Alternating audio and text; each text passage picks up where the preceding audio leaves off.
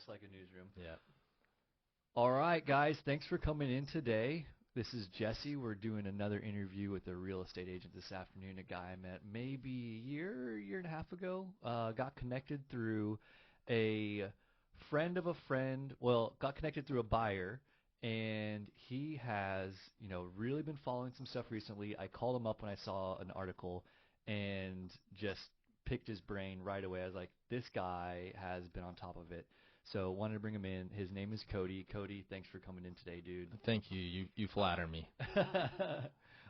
So tell me a little bit. Like how did you get into real estate? What's your story? And yeah. Yeah. I graduated from UNT. I immediately got into ministry. Started working for a campus ministry called Focus. That's in the DFW area. Worked with them for about 6 years, and I kind of did a 5-year commitment with them. The commitment ran out, and I was thinking about what I wanted to do. I started working in logistics for about 6 months, and I went from ministry where you have this schedule where you kind of make your own schedule in a lot of ways. You're meeting up with people, a lot of counseling, a lot of nights and weekends, to then working inside of one of those tall office buildings in downtown Dallas, right in the middle. And I'm at a computer from 8 to 5 every single day dealing with the commute.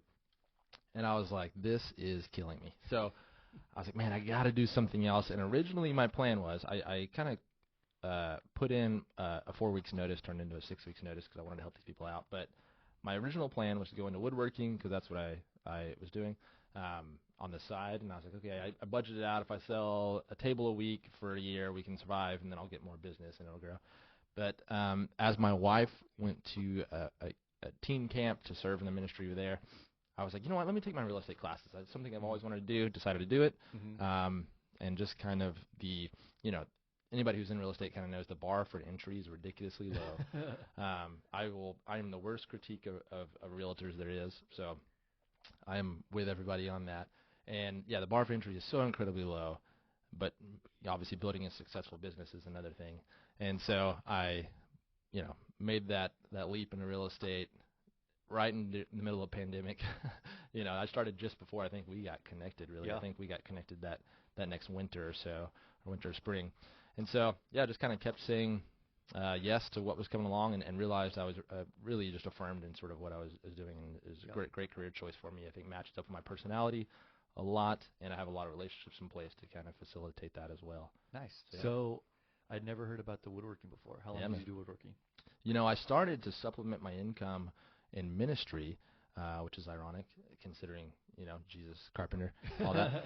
But I needed to make about $500 a month to kind of supplement, and that's one table you can build. And so I started probably 2018 or so. Okay. I learned from a guy who is very, very talented. I just do kind of caveman work. Just take 2 pieces of wood, cut it, stick it together, and you can make a table. But stuff that you might see around here, like fancy office furniture and stuff like that is somebody who is very high class, like my buddy Garrett.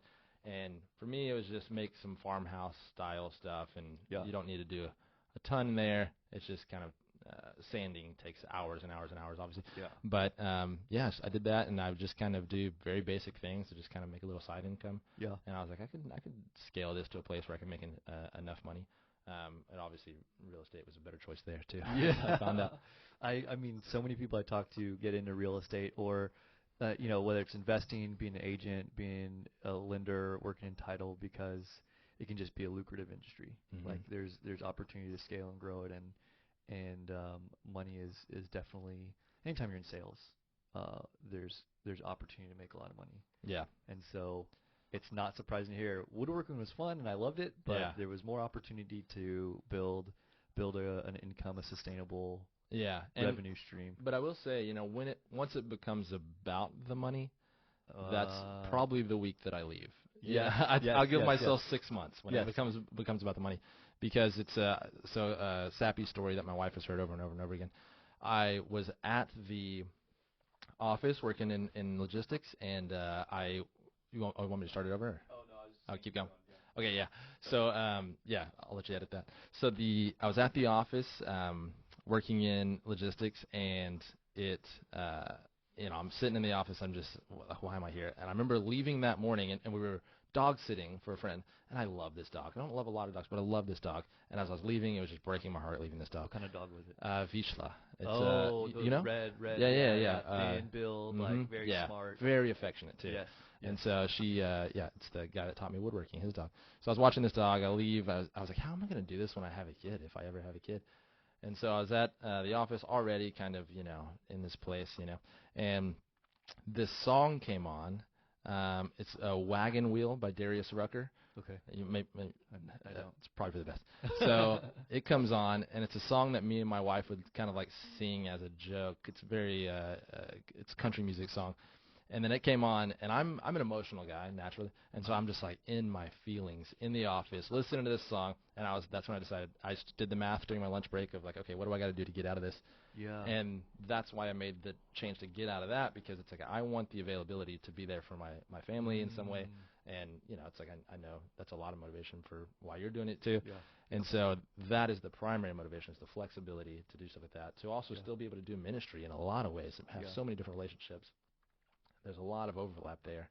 Yeah. And so, but when it becomes about the money, I know just my personality, I'm like, I'll be done so fast. We talked about that at lunch a little bit too. Like, this not, and you just made a comment when we were sitting there about like, I know why you do this, Jesse. And like, you didn't say explicitly, but I understood when we were talking, it's like, there's more to the work we do than the money we make. Yep. And and especially in your role as a real estate agent, like a lot of what you do leans on your personal network, because that's where those are the people that that know you, that have a trust, and it's not a stranger trying to buy a house. Yeah.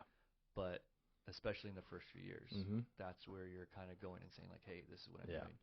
So what has that been like for you getting started? So started in 2020? October 2020. October 2020, so coming up on 3 years. What was it like getting started and having to put yourself out there, or did you put yourself out there? Yeah, I mean, early on, I think I really had a mindset of understanding it's going to take 6 months to get paid. It's going to take I'm having a vision here of a 10-year vision, a 15-year, 20-year vision kind of thing. Yeah. And so there are some real estate agents that are all about hit the ground running, working 60 hours a week. Anybody that touches your phone, you go out and run out to them. You're chasing lead after lead after lead. And I get that, and more power to them. That's a choice that they want to make. And I'm sure I've left a lot of money on the table because I didn't do that. I could, double my income probably if I lived that kind of life. But like I was saying, the number one value is about being with my family and building my business up in a way that reflects that. Yeah. And so, so early on, it was a lot of insecurity around some of that stuff, which I'm sure that's the case for a lot of people that start their business. Yeah. A lot of questioning yourself. And then within 8 months or so, I started to see a lot of the fruit of the relationships there. And, like I was talking to you earlier, it's one thing to have the personal relationship there, but this is the biggest financial decision a lot of people are making in their lives up to that point. Yeah. And so they also want to know that you can help them professionally as well. And that's where I think real estate agents go from, okay, the bar of entry is really low here. It's easy to get in. Yeah. Okay, make this sustainable, though. If you make this sustainable and make it to where you're providing value in a way beyond, there's plenty of agents that'll get margaritas once a month, and a lot of clients that'll decide to go with an agent just because they get margaritas with them once a month. So why not? Yeah. But it's another thing to make yourself in a place where it's like, no, I want to help people in a way that really sets them up for success in a meaningful way, not just in a relational way. And so I think that's what I've had to develop, and it doesn't just come overnight. And that 8-month period, 6-month period, was a time to kind of do a lot of that stuff. Yeah. And then since then, I've just stayed a learner, stayed a lifelong learner, which really I think transitions into kind of why you wanted to come on here today and just kind of talk through some of this stuff. Yeah, it's because I have that mindset of like, I want to learn. Good segue. Speaking of what you've been learning about, and the reason that I reached out to you earlier this week. So, Cody, you posted a story. I don't remember if it was on Facebook or Instagram. Facebook. Facebook. Yeah. Okay, so which is funny because I'm not on Facebook that much. Yeah, right. But it was a story about the city of Dallas passing some laws, and I guess it was Tuesday night when they passed it, right? So it was Wednesday morning. Yeah, Wednesday morning. I was in the ER with my wife, so a lot of those hours blur together. Oh, man. She's fine. Okay, good. But the city of Dallas passed some rules and regulations around short-term rentals. Mm-hmm. You posted about it. I saw it, and I called you maybe 15 minutes later, Mm-hmm. and I was like, tell me about this, what's going on. Yeah. And I knew kind of a little bit on a high level of what was happening, but this was not like, it was news to me. I'd Mm-hmm. heard murmurs around Yeah. the city of Dallas passing regulations around short-term rentals, Mm-hmm. Airbnbs or in things like that. Yeah. But I didn't know it was happening. But that was not the case for you. Like Yeah, yeah, and a lot of that is the analogy that I'll use is, there's the difference between the nurse that checks you in at the ER versus the surgeon you eventually need to use. One knows a little bit about a lot and can do a lot for you. Yeah. And my wife is in nursing school right now, and I'm finding out that they do so much up front, and a lot falls on them. But obviously, the surgeon is going to know the intricate details so much more. Yeah. And I am more like the nurse than I am the surgeon. Like, in terms of, if you want somebody that knows this in and out, go talk to a journalist. Go talk to somebody who has an MBA at SMU. But if you want somebody that knows kind of the fly-by stuff that's going to be relevant to most people's situations to kind of start a conversation, whether that's with a lender, with a financial advisor, whatever it may be, I try and stay in my lane as much as I can and sort of just support people in that way. Yeah. And so this is one of those many things that I've just kind of kept my ear to the ground for, and just kind of kept my eye on. And so, yeah, it's the conversations around short-term rentals have been going on in Dallas a year and a half heavily. A lot of that is just defining a lot of language. A lot of that's figuring out how does it impact the housing crisis. Obviously, it kind of coincides with a lot of what was going on during the pandemic too. Mm-hmm. And so people are looking around at what's the issue.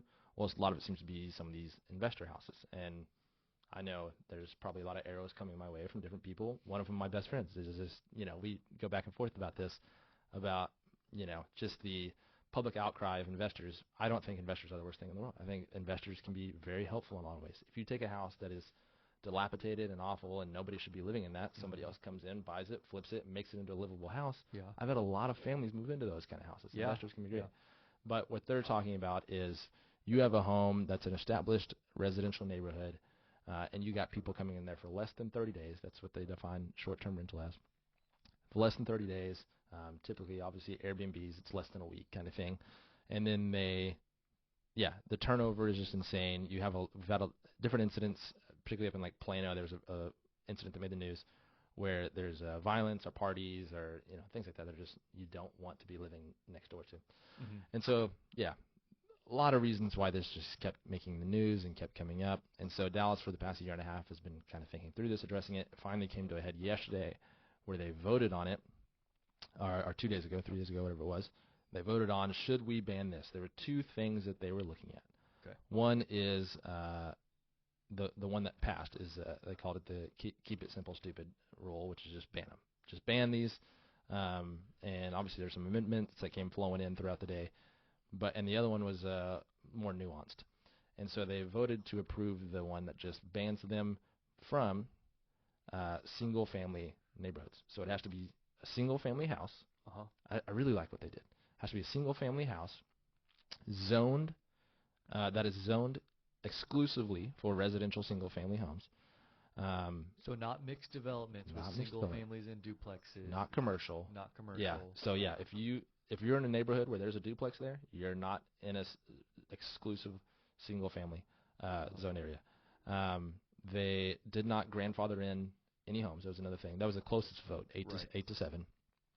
And so yeah, so it basically only affects single-family residential homes zoned exclusively for that. And these sort of in Dallas, you're gonna have a lot of legacy neighborhoods that just been around for years, and and so in a lot of ways it's very the people that live there kind of wanted this anyways. And so if you have a duplex, you're fine. If you have an apartment that or a townhome you're using as Airbnb, you're fine. It can still go on. If you have a single family home that's in one of these areas that already has duplexes, you're fine. You can keep going. And it's also Dallas proper too. Like it has to be not Dallas County. It's the city of Dallas. City of Dallas. Yep. And so pretty small little group it's affecting there. I jumped on Airbnb the other day, sorted by, you can't sort by, all these things, but I sorted by 2 bedrooms, has to be a home, and then I just kind of looked around and I chose something 2 months in advance to make sure what probably wouldn't be booked up. And I think 527 popped up on Airbnb. Obviously, that's just Airbnb. There's other websites that use. Right. And so 527, some of these are owned by the same people. You're looking at something that's like 500 homes over that. That's the size of a new development or something. It's not that huge that it's affecting, and probably why it passed so easily is because it's not affecting a huge congregation of the citizens. And so that happened this week, and now there's a lot of questions that kind of surround that stuff, but they have 6 months to comply with it. Okay. That was an amendment that they added around 11 o'clock. Whoa. Yeah. That's late. Very late. Yeah, and so they, it might have been in the works beforehand. I'm not privy to a lot of that stuff, and it's hard to kind of pay attention, particularly while your wife's in the emergency room while you're trying to watch this. But they takes effect today, and then you have to comply by December, and that's helpful because a lot of these homes are already booked up, right? Yeah. And so, as I'm talking to these hosts, nobody wants to sell right now because their homes are still booked up, right? It makes sense. The downside is once you get into the fall and winter, home prices come down a little bit, but it's probably going to be worth it if they're still getting income coming in. But yeah, so that's kind of the general overview of what we're looking at. We're obviously not the only city navigating this. City like Plano, I don't know if you saw this, but they halted new Airbnbs. Oh. Yeah, and so Plano is one of those where I'm like, it's very hard for me to imagine a conservative city like Plano wanting more government interference. But this is kind of a, not to get political, but it's a bipartisan issue in that if you live on a street that has a house that is making tons of noise, like nobody wants that. You kind of just get these people out of here. And so even though I might be somebody who's normally like, government, leave me alone, like let me just kind of do my own thing. If they're my next door neighbors that are doing this, I might flex some of my stance on this stuff. Yeah. And so it is kind of interesting to see that as Plano's evaluating this, they just kind of put a halt on new Airbnbs. But existing ones can continue to operate. Yeah, in any kind of in Plano. Yeah. Okay. And so the other issue I think that is being looked at too is, does the state need to step in? They have a House bill right now that I don't know when they're voting on it. I'll have to look that up. But they're basically looking at, do we need to address this from a state level so that cities don't have to figure this out themselves? That's something that's being considered as well. And so Austin, obviously, way ahead of the curve on a lot of this stuff because they just had a huge influx of this even before the pandemic. And so they had to address this years ago, along with things like Ubers and all that stuff. And so they've been very, very thoughtful around that stuff. And so, so that's kind of what we're looking at within Dallas right now. So they passed it this week, not being enforced or taking effect until the end of the year. What do you expect? So going from using your nurse analogy, kind of triaging everything, this is one of the things you're kind of had your finger on the pulse for. But then as you get more into your specialty, like doing specifically representing buyers and sellers within the real estate marketplace, is there anything you're anticipating on how this will affect the availability of homes or lack of availability of homes? Or I mean, we're praying for inventory, right? I mean, yes, for the next decade we'll be praying for inventory. So that's one thing that we're hoping kind of comes out of this. Inventory, and then I think I'm in a position where I have a lot more questions than I do answers, right? I am not somebody who pretends to be God's gift to real estate agents. I can refer you to plenty of people that do, and I'm sure I've lost business because of that. But I have just had a lot of questions that come out of this, like, okay, will people then want to try and find cities where it seems to be they accept more Airbnbs and things like that. But obviously Airbnbs are really driven by what this home is around. And so a city like Arlington might have success around that because of what's going on there. And just, you have all the stadiums, all the entertainment that's over there. Right. Yep. But if a city like Rowlett allows it, it's like how advantageous is that, really? And even, or I think pivoting towards things like Old East Dallas has all these hospitals around it, right? And so there's, travel nurses or students that come in, professors that come to teach, need to stay there, greater than 30 days. So short-term rentals less than 30 days. Well, there's websites that are geared towards these traveling professionals. Often these homes are furnished because Yeah. they're traveling.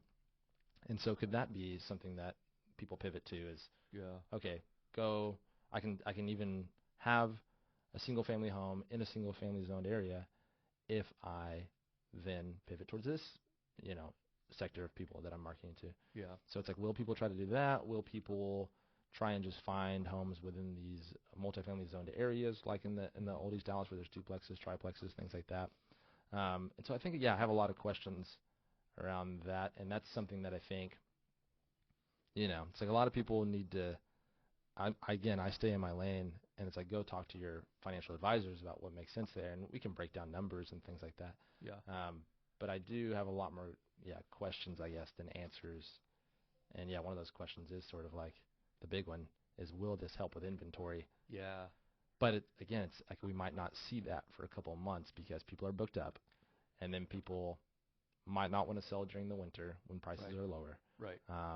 Or will people want to pivot and navigate towards becoming long-term landlords Yeah. and Yeah. renting it out? And so And I think there's a question too of like, when did they get into it? How much equity do they have in their Definitely. home? If they've only purchased it 6 months ago and they got booked up, like maybe they're not in a position where it makes sense to sell yet. mm-hmm. They might be losing money on the deal if they sell too quickly. Yeah. So, what I hear you saying is possibly some inventory boost. That's what we all have our fingers crossed for. Yeah. But there's a lot of other factors at play as far as motivations to sell. Definitely. Yeah. Yeah, and I think as I've reached out to Airbnb host, the quick response I'm getting from everybody is no. Yeah. Yeah. And it might be because they are kind of in their feelings a little bit that Yeah. Like, that they just showed up to the city of Dallas to try and petition against this, and they were just they just lost essentially. Yeah.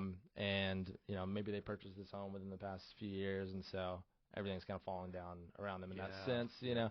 I'm willing to bet a lot of these people refinanced to 2 and 3%, Yeah. a few years ago. And so in that sense, they have a lot of options to kind of think through. Yeah. But yeah, it's still kind of a fresh wound, I think, for a lot of people. Yeah. And like I was saying, they're booked up right now, so there's not going to be any sort of immediate fallout. Yep. And I'm willing to bet there's going to be lawsuits and that come out of this too. And Yeah. so I don't know anything about municipal law, but I know that I hear in the news so often like such and such passed, but it's being appealed, so don't hold your breath. It's going to be another X months or years till this actually takes effect. Yeah, and that's what I was talking about with one of my coworkers. Is I told him, I was like, hey, you better start reaching out to Airbnb hosts. And he's like, I am an Airbnb host. And he's like, don't reach out to me until next year because I'm sure there's going to be a bunch of lawsuits about this. And I was like, yeah, we'll see, man. I'm sure. You're an Airbnb host. Hey, my name's Cody. Nice to meet I know. you. I was yeah. And I'm also getting a lot of people that I'll reach out to, and they're saying, I'm an agent too. And I'm like, oh, well, awesome. Congrats.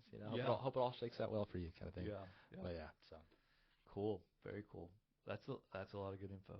Yeah. Trying to think if there's anything else that I really wanted to hit on around that. Yeah, I think the big thing is going to be state. Yeah, will the state jump in and save some of these cities so that it's not we have to go through this conversation every single year as a new city tries to reevaluate it. Because right now, as these people in Dallas are trying to think through, what do I want to do? Do I want to sell this and go buy something over in Plano, Frisco, something like that? Are they going to do the same thing in a year? In 6 months. And so, but it's also you get a lot more political at the state level too. Yes. Where you start thinking along those kind of party lines and how much government interference do we want, things like that. Yeah. And so, it's not going to be a fun thing to navigate if you're kind of in that business. I do think long term, this is just anecdotal, but the future of Airbnbs, as somebody who's been have you ever used an Airbnb before? I have used an Airbnb. Okay, what are your thoughts on them? I like the convenience of going somewhere and, reading the reviews, knowing like, hey, well, have people had a good experience at this place, but then going and just having the creature comforts that you want in a home while you're traveling. I think one of the most enjoyable ones I've gone to was in Hot Springs, Arkansas. Yeah. And my son this was when Silas was first born. He was like 3 or 4 months old. We'd had cabin fever. It was also during the pandemic. So he was born in November of 2020. So this was probably like February or March. And we had to get out. Like we had to do something. So we got an Airbnb, and we went to Hot Springs National Park, and it was it was so nice because we got the change of scenery Mm-hmm. and got the feeling of a vacation without being in a hotel when nobody wanted to be around anybody. Yeah. The national parks outside, so we could walk around and go see stuff and not be around anybody. Mm-hmm. And it was a home, so we had separate bedrooms. Yeah. Like we could put Silas to bed in his pack and play somewhere. We could go somewhere else, watch TV. Like Mm-hmm. we had everything that we're accustomed to. I like Airbnbs. Yeah. I like the executive apartment style Mm-hmm. feeling where everything's furnished and you know there's going to be a blow dryer and pots and pans and a full kitchen. So, I mean, and they can be really affordable too. Yeah, can Like, be. so we're not looking at like resort Mm-hmm. expenses. It's like hotel or better. Yeah. So Yeah, and so that kind of hits on one of my theories around Airbnbs that I've talked about with people, is that when they're at a destination place, they're very appealing. So lake houses, things like that. yeah, Yeah, I think there's a lot of appeal there. When you have a larger group that you need space yes, and you plan on being at the home, like that can be very, very helpful. And so, it's like if you're going to New York, something like in a hotel could be fine because you don't plan on being at that hotel. And so I think one of the things that I was talking to about a friend is just the future of Airbnb as the only thing that I think is maybe more hated than a real estate agent right now is an Airbnb host. Like there's plenty of slander coming our way, but I'm like, okay, maybe I'm with my like kind here. And so as I see more and more people kind of turning on Airbnbs, whether it's because of the condition of the home, I don't know if you've seen have you seen this stuff on Twitter? No. Like, so basically it's like people show up at an Airbnb and they're like, what is this? Like I have to do my own laundry. I have to like clean all of this before I leave. Like if I just went to a hotel, I can just show up, trash the place, and leave. and leave. Yeah. Yeah. And so there's these fees that you start looking at. Okay, $100 a night, and then now there's a tax, and then this cleaning fee, and then Yep. all this stuff. And so they're like, okay, that's a little bit deceitful and not as affordable as I once thought. But it's like when I'm somebody who's always jumping into these like experimental like Turo. Have you heard of this car rental thing service? Yes. Peer-to-peer car Yep. rental. Yep. I rented my car out on that. I Really? Yeah, almost day one I was involved in that. Airbnb, same thing. And I remember old Airbnb in 2015, 2014. I used it all the time. Loved it. Now I'm watching the prices increase. I'm watching companies, and it's becoming more and more corporate. And so now there are companies involved in sort of managing it. And so, and there's more and more rules around a lot of it. The Airbnb support has become more and more difficult to work with. And so I'm seeing less and less people find it attractive, and it's becoming just the social movement of just you start the conversation on Twitter, and more people share stories. Yeah. And so I'm seeing all of this play out, along with the hosts aren't getting support from Airbnb, and they're not getting support from their local government, and eventually probably their state government. And so, I was talking to a buddy, and we think kind of the future of Airbnb is, one, the destination places. Like Yes. you're saying. Hot Springs, obviously. It's great. Who wants to stay at a hotel at Hot Springs when you can, like you were saying, take the family, go hang out in this cabin kind of thing, Yep. or whatever. And then the other one is unique stays. A buddy of mine stayed in an old aircraft hangar. Whoa. And so and Airbnb is doing a great job of marketing those on the front page. Like they want you to see, you pull it up, here's one that's on the beach, or here's one that it's a tree house or something like that. Yes. I stayed in treehouses before. and I stayed in a Airstream out in Austin one time on this ranch. So we go inside of our trailer, and it's a beautiful trailer. They did a great job of making it up. And then we come outside. There's goats over here. There's a bee farm over here. There's chickens to play with over here. And I ate that up, right? Yeah. And how much is this trailer costing this lady? It's like, no, Yeah. she's got a space on her thing. She throws it out there, and it makes a lot of sense for her. And so I think the future really could be around some of these unique stays, but it's going to take and nobody's going to those are going to be in commercial districts, often multi-use district, and so nobody's going to be Put out by it. throwing a fit about it, And so I think that can kind of be the best of both worlds, but it's going to take creativity. It's going to take thoughtfulness. It's not just going to take I have I a have million, a I have house. $1 million. Let me go down to 123 Main Street, buy it, and Mhm. so Throw it up on the website. yeah. Not investors aren't known necessarily for their creativity, and so that's where somebody like, I don't know, like me and you can kind of pop in and say, hey, this is what I've seen, particularly if you're well connected, and say something like, well, I know somebody that did this, this, and this. Why don't you look into that as an avenue? And then you can kind of start to explore that kind of thing. Yeah. I you talked about it becoming less appealing, Airbnbs, and do you think specifically towards hosts or towards the end user So that it's lost appeal? I'm on a bunch of different forums because I don't know, I'm just a weirdo and like to just learn about so many different things. And one of the forums that I'm on is for Airbnb host, and I think was on this even before I was a real estate agent. And I routinely, obviously, it's I don't know the word for it, but it's basically anecdotal. It's different people's stories, just kind of sharing, and then you read comments. And so, is this the experience for everybody? Maybe not. Maybe it's like reviews where it's like only people want to say negative things on reviews, and Right. so it's going to. Right. But it's like the general consensus that I'm seeing on these forums is that hosts are struggling a lot and feel absolutely no support from the Airbnb team whenever there's any sort of confrontation or issue at hand. And so some people experience that, and it makes it a lot less intriguing to want to continue that experience. And then you're starting to see things like as I'm messaging these Airbnb hosts, they are, several of them, take this for what it will, but they have no idea that this ordinance just passed or that is being discussed.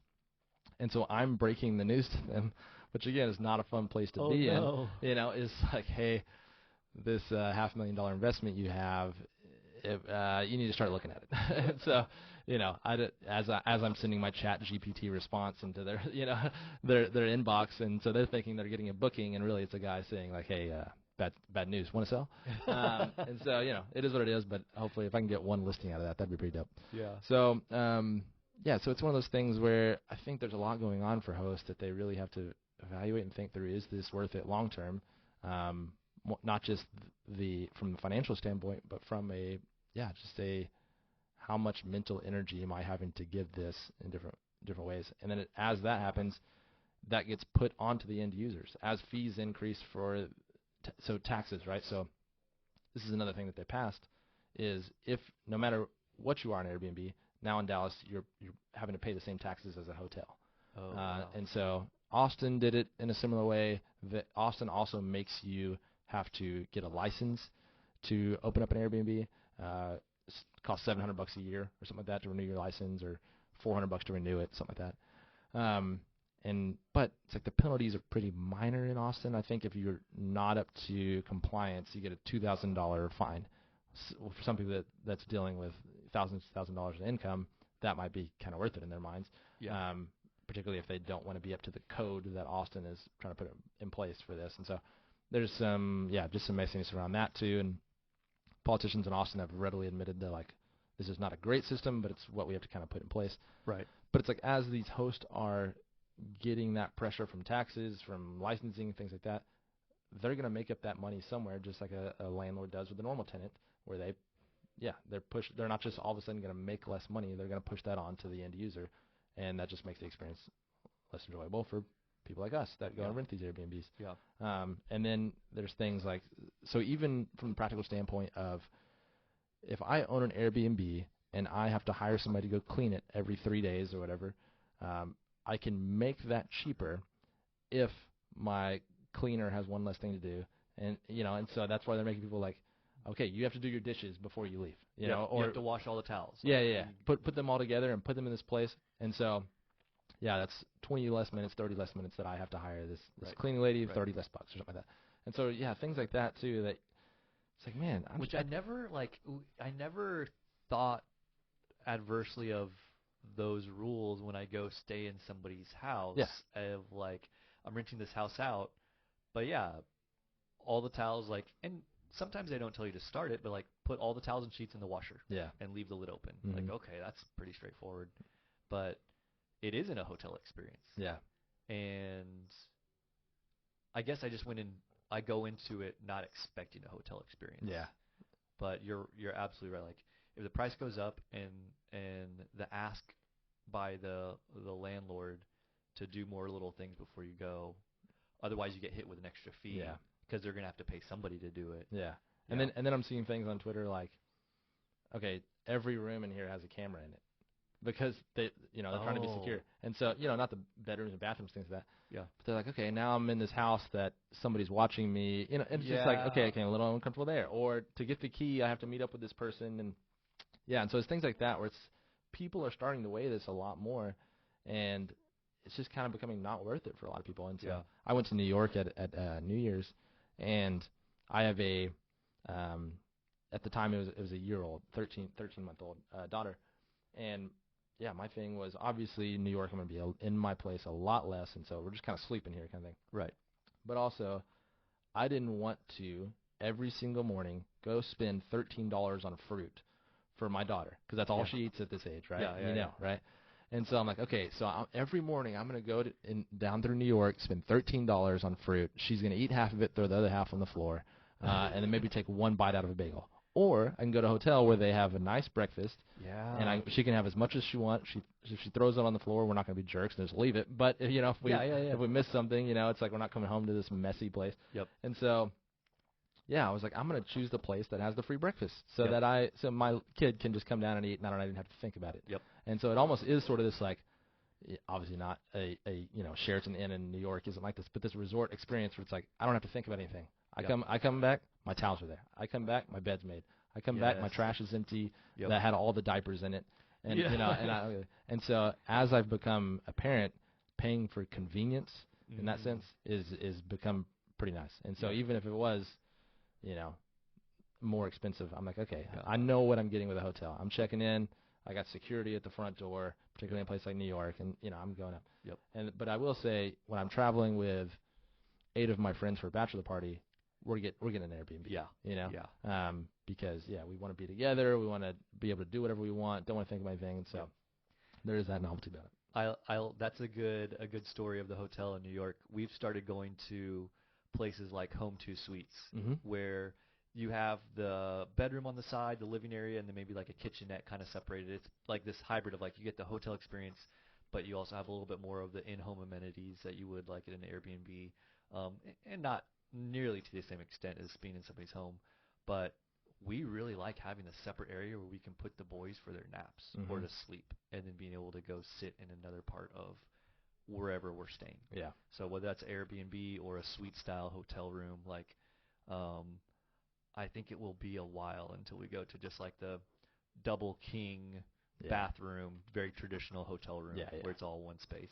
Yeah. So that's tough with kids. Oh, yeah. And these are all conversations where it's like, if it's just so valuable knowing what the pulse is of what people are thinking, what new dads are thinking, and obviously, again, it's anecdotal. Does it speak for everybody? No. Yeah. And there's going to be so much data. That's the world we live in is data driven now. That might speak differently to some of this stuff, but it's important to have conversations with people to know, like, okay, what am I starting to see within the conversations and circles that I have? Yeah. And particularly within our industry, it's being connected enough to be able to say, like, oh, anytime I'm at church, someone's talking to me about housing stuff that they're thinking through, not for them personally.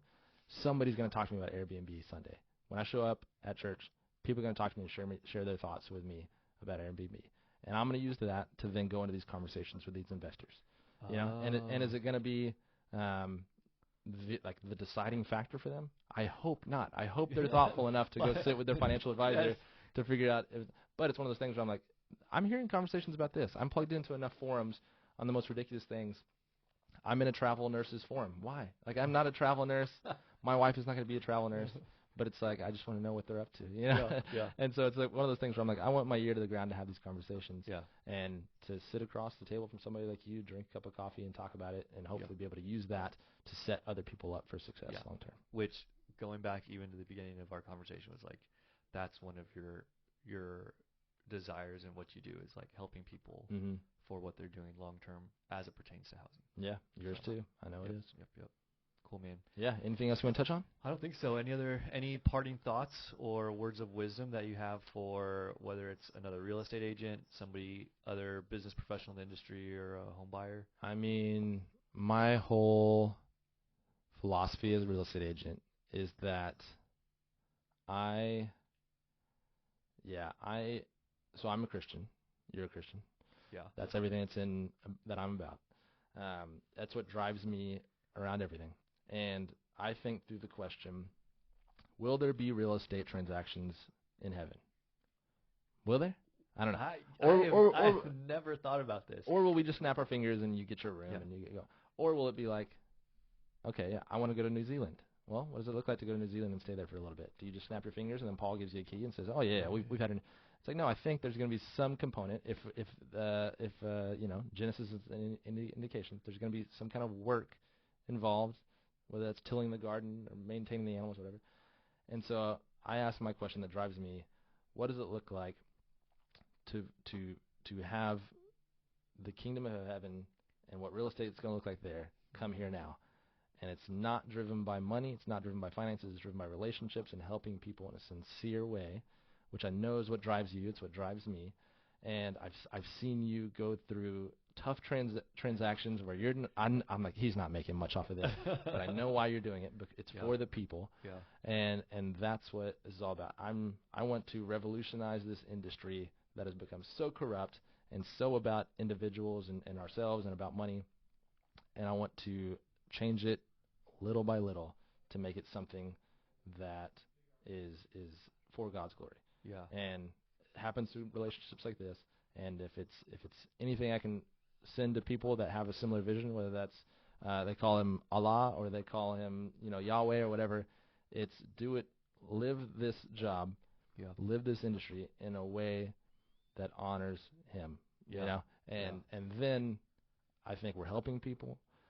We're supporting our families, and we're taking an industry that is known for being jacked up and corrupted and impacted by the fall, and we're trying to change it a little bit. Yeah. So that's my heart. One family at a time. Yep. Hopefully. All right. All right, brother. Cody, appreciate you coming to me. Yeah, always a pleasure.